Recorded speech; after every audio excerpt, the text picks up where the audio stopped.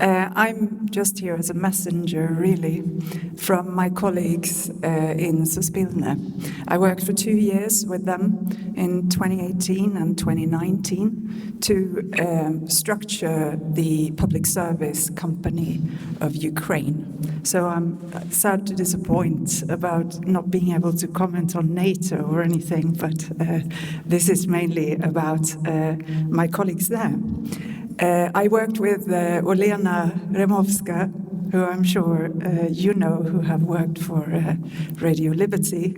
And I want to talk about the resilience that they have shown during this war, how they have kept reporting despite the very early bombing of the TV antenna in the south of Kiev, to all of the regional stations pulling together.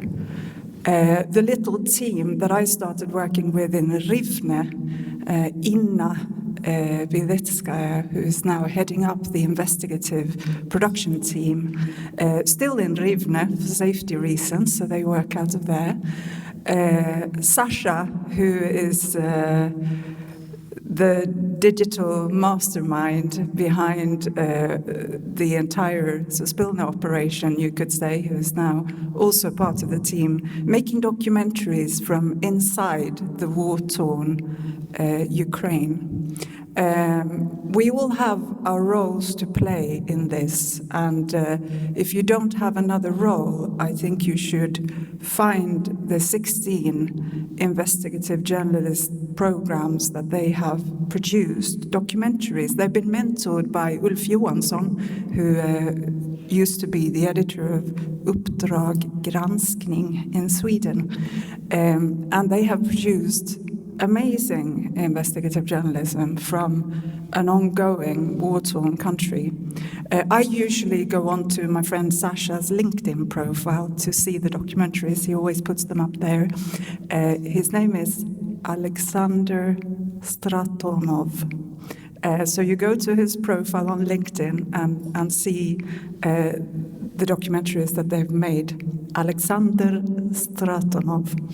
And then you can see for yourself what is happening and what's still playing out. But this team have managed to supply their population with not too biased journalism during the war, and they need to keep broadcasting in order to preserve the freedom of press, both for now and for the future. And I think that this is something that has been said during this evening, that when it comes to freedom of speech, we can't take anything for granted. We need to preserve our public service organizations also in the other European countries, because as the European Commission stated when they first suggested that Suspilne was built, because that came from the European Commission, it was a prerequisite, they said, for a democratic nation.